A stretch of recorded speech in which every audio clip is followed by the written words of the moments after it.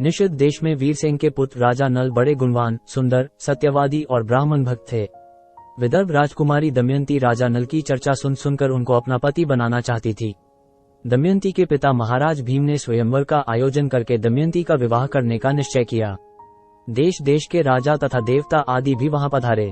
पवित्र हृदया दमयंती ने उपस्थित समूह में से राजा नल का वरण कर लिया। जब देवराज इंद्रादि दमयंती को आशीर्वाद देकर वापस जाने लगे तब रास्ते में कलियुग तथा द्वापर मिल गए।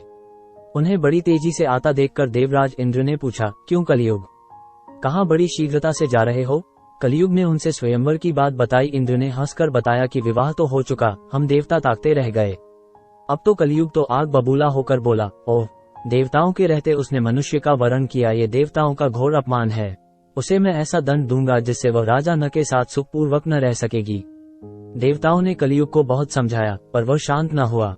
राजा नल की चतुरता, धैर्य, ज्ञान, तपस्या, पवित्रता, दम और श्रम आदि लोकपाल के समान थे। उन पर कलियुग का कोई वश ही नहीं चलता था। पर संयोगवश 12 वर्ष बाद एक दिन राजा नल संध्या के समय लघुष्का करके बिना पैर धोए ही आचमन करके संध्या वंदना करने बैठ गए।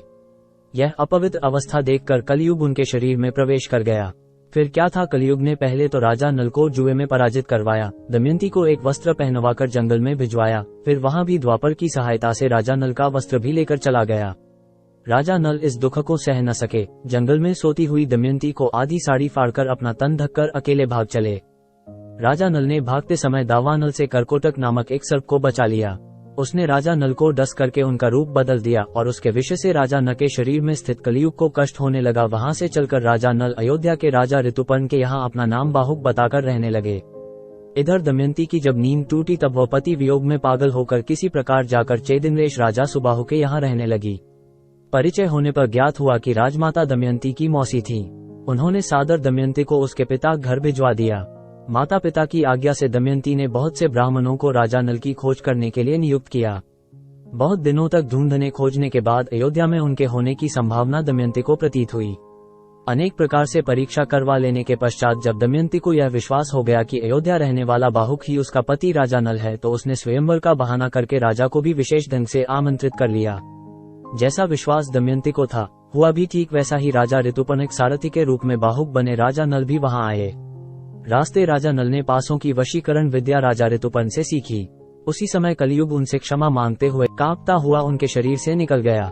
रात्रि में माता की सहायता से दमयंती ने बाहुक बने राजा नल को अपने महल में बुलवाया।